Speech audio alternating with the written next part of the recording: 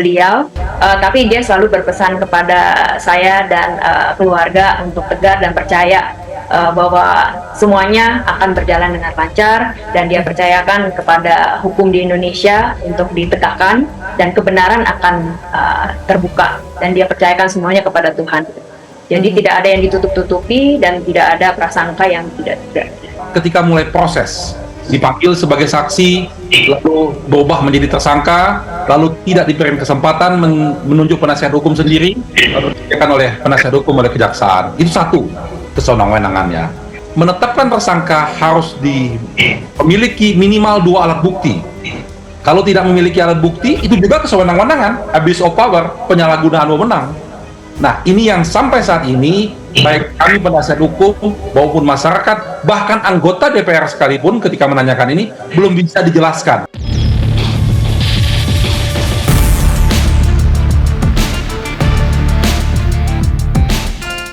Pak Ari, saya ke Anda dulu. Dalam sidang pra-peradilan perdana hari ini, Anda menyimpulkan telah terjadi abuse of power, penyalahgunaan kekuasaan dalam penetapan klien Anda sebagai tersangka. Agar tidak disebut asumsi, apa saja yang sudah disiapkan pihak Anda untuk membuktikan poin tersebut? Ya, betul sekali. Jadi supaya jangan sampai menjadi ini hanya jadi asumsi, kita harus jelaskan detail di mana letak kewenangannya itu.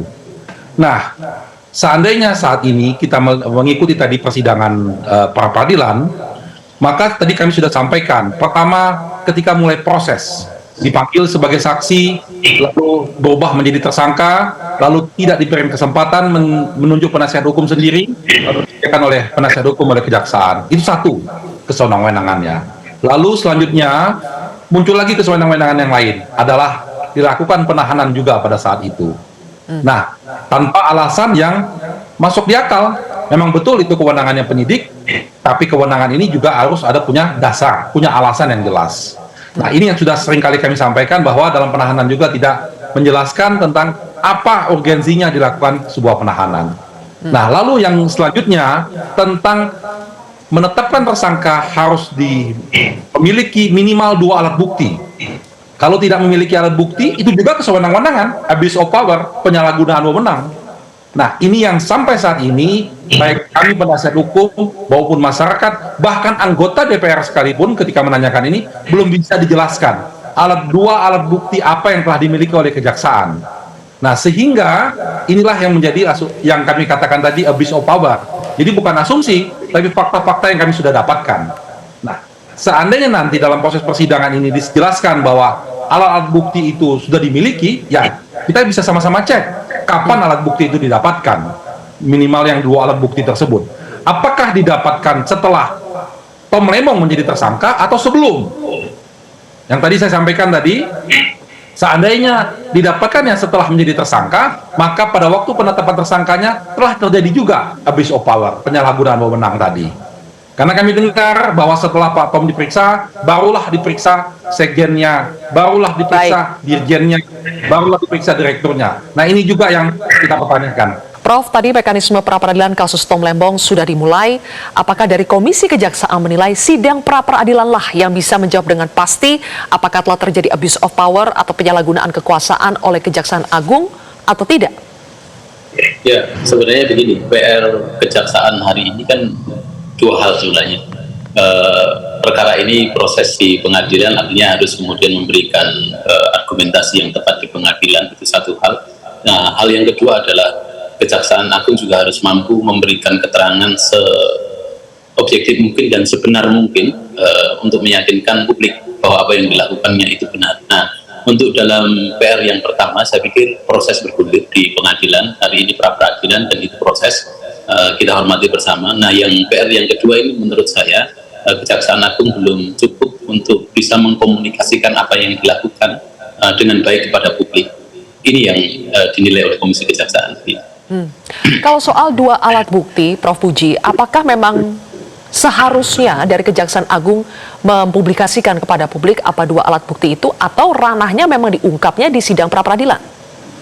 Ya, kalau alat bukti itu kan bagian dari strategi di pengadilan ya, dan strategi di penyidikan. Dan kalau di kita memang kewenangannya sesuai dengan pasal 13 Perpres 18/2011 itu, kita mengawasi kinerja, tapi kita tidak boleh masuk ke dalam pokok perkara, artinya kita tidak boleh masuk ketika kemudian itu intensitas perkaranya sedang dilakukan. Nah, kita mengawasi perilaku dan kinerja yang dilakukan. Nah, kalau dasar 184 KUHP itu kan boleh bahwa alat bukti itu bisa dari keterangan saksi, keterangan ahli, surat petunjuk, sampai kemudian keterangan terdakwa. Nah, bagaimana cara kemudian kejaksaan itu merangkai alat bukti itu, dan ya versinya Pak Ari sesuai dengan keyakinannya, ya wajar. Kemudian versinya kejaksaan punya alat bukti itu, dan alat bukti ini kan nanti akan diujinya, strateginya kan di pengadilan ketika sudah masuk pokok perkara. Tapi kalau kemudian alat bukti ini dinilai sah apa tidak, dan di pra peradilan ini nanti secara formil itu akan diuji di pra peradilan. Ibu Ciska, selamat sore. Selamat sore.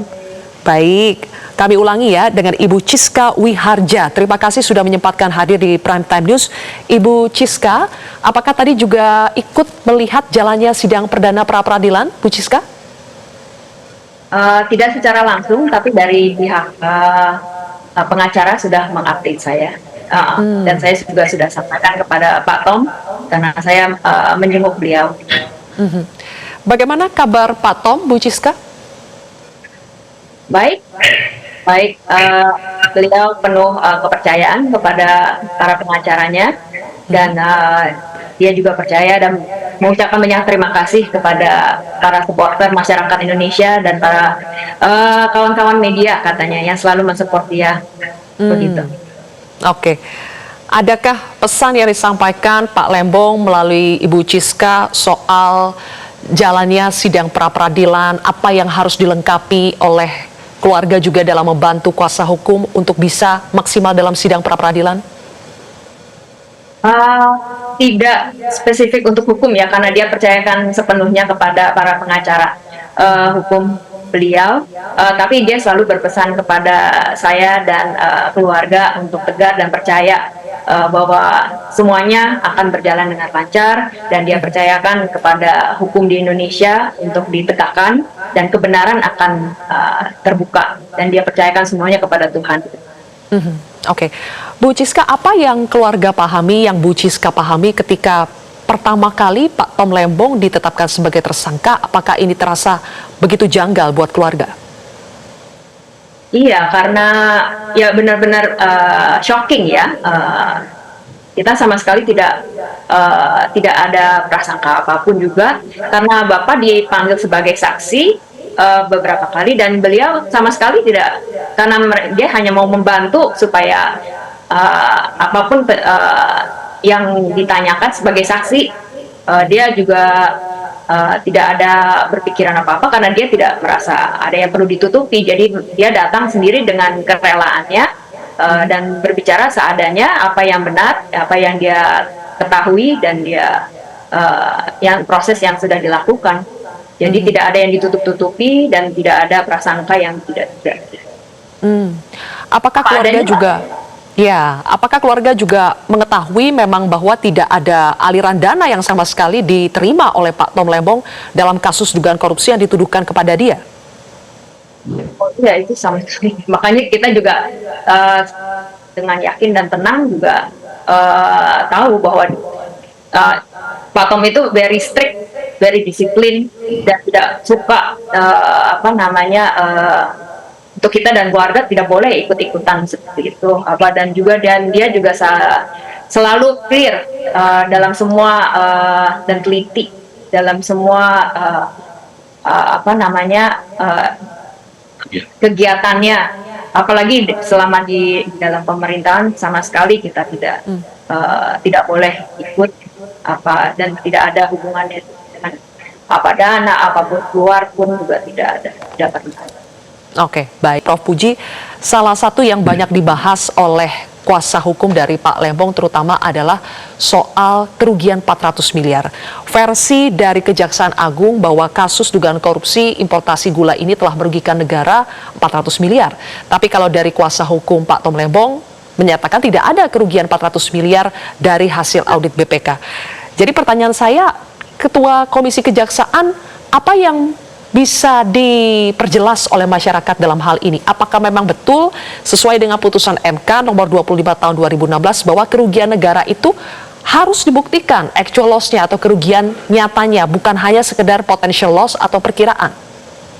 Ya, jadi kita juga sudah konfirmasi, tinggal hitung-hitungan itu kan bagian dari mau dihitung siapa, BPK, BPKP atau kejaksaan sendiri. Nah itu kan nanti yang akan dijadikan alat bukti di pengadilan, tapi kan itu bukan alat bukti di pengadilan ketika pra-peradilan. Dan bagaimana itu akan disampaikan nanti biar Puspenkum lah yang menjelaskan. Tapi poin kita adalah yang kita minta juga kepada kejaksaan adalah ya proses ini diikuti sampai di pengadilan di pra-peradilan ini, karena kan di pra-peradilan sebenarnya kan sangat limitatif ya, pada dasarnya sangat terbatas pada pasal 77 dan putusan MK itu tahun 2014 sangat limitatif. Nah untuk hal-hal lain yang kaitannya dengan actual loss, kerugian negara, dan juga dua alat bukti yang membuat yakin hakim, itu yang nanti ketika persidangan real. Nah di persidangan pra-peradilan ini adalah hak dari Pak Tom Lembong melalui Mas Ari itu untuk kemudian mempertanyakan keabsahan ketika proses penangkapan, proses penahanan, termasuk kemudian proses formil yang selama ini terjadi. Dan kejaksaan juga kita sudah tanyakan proses-proses yang kemudian dipertanyakan itu seperti apa, dan jawabannya kejaksaan juga sudah siap dan akan dijawab ketika nanti pas proses pra-peradilan gitu. Oke, Pak Amir, sedikit, apakah Anda juga akan menunjukkan dalam persidangan bahwa tidak ada hasil audit BPK dalam kasus ini? Ya, jadi kerugian negara itu adalah unsur pokok dalam satu undang-undang tindak pidana korupsi. Jadi kalau tidak bisa dibuktikan kerugian negaranya, tidak bisa dikatakan itu kasus korupsi, ya. Nah, lalu juga dalam aturannya dijelaskan yang berhak menentukan kerugian negara itu adalah BPK. Sebetulnya sederhana saja, kalau kejaksaan sudah mendapatkan itu, sampaikan saja ke publik bahwa kami sudah mendapatkan angka dari BPK. Tetapi kalau tadi dikatakan bahwa itu diperiksa sendiri, itu nggak boleh. Nggak boleh, kejaksaan tidak punya kemampuan untuk memeriksa sendiri kerugian negara, dan tidak boleh aturannya. Dan tidak bisa dikatakan itu sebagai kerugian negara. Makanya itulah putusan MK yang tadi Mbak Sylvia sampaikan tadi benar sekali, tentang actual loss, itu untuk menghindari praktek-praktek yang selama ini salah. Jadi penyidik, para penegak hukum menduga-duga, oh ini kerugian negara sekian-sekian. Makanya ditentukan oleh MK seperti itu, harus actual loss. Untuk menentukan actual loss itu BPK. Seandainya BPKP sendiri yang melakukan audit investigasi, tetap harus diperiksa oleh BPK. Tapi kalau kejaksaan tidak punya kewenangan untuk melakukan itu. Nah itulah makanya dari kemarin kita menanyakan ini. Sebetulnya sederhana bahwa sudah kami periksa oleh BPK kan gitu. Jadi tidak juga mengganggu strategi penyidikan sebetulnya.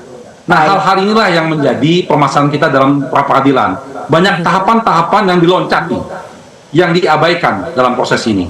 Nah harapan kita juga kepada kawan-kawan di Komisi Kejaksaan terhadap proses tahapan-tahapan ini juga ini melanggar etika sebetulnya. Kalau penyidik melakukan abuse of power dalam proses tahapan-tahapan penyidikan, itu juga pelanggaran etika sebetulnya. Baik, Pak Amir. Sylvia.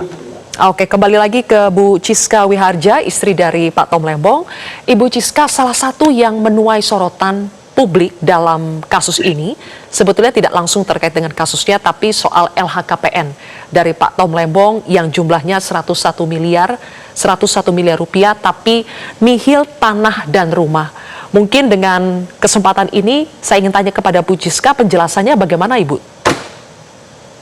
Oh, itu simpel aja sih, soalnya sejak dulu kami sekeluarga sebetulnya tinggal di luar negeri. Pak Tom juga waktu itu kan sebetulnya bekerja di luar negeri sebetulnya, dan saya dan anak-anak tinggal di luar negeri. Jadi kalau Pak Tom waktu itu tinggal di Indonesia, beliau lebih banyak di apartemen milik perusahaan gitu, karena dia hanya seorang diri, dia nggak perlu ini, dan dia kan menjenguk kita setiap minggu gitu. Jadi tidak ada ini, dan dia juga waktu kita kita di luar negeri pun kami juga tinggal di tempat keluarga saya gitu. Baik. Jadi dan Pak Tom dari dulu juga lebih prefer uang itu diinvestasikan gitu, bukan untuk beli aset, dan dia merasa bahwa untuk diinvestasikan itu lebih baik. Jadi ya, jadi dari dulu kita emang lebih banyak selalu menyewa atau tinggal di tempat keluarga.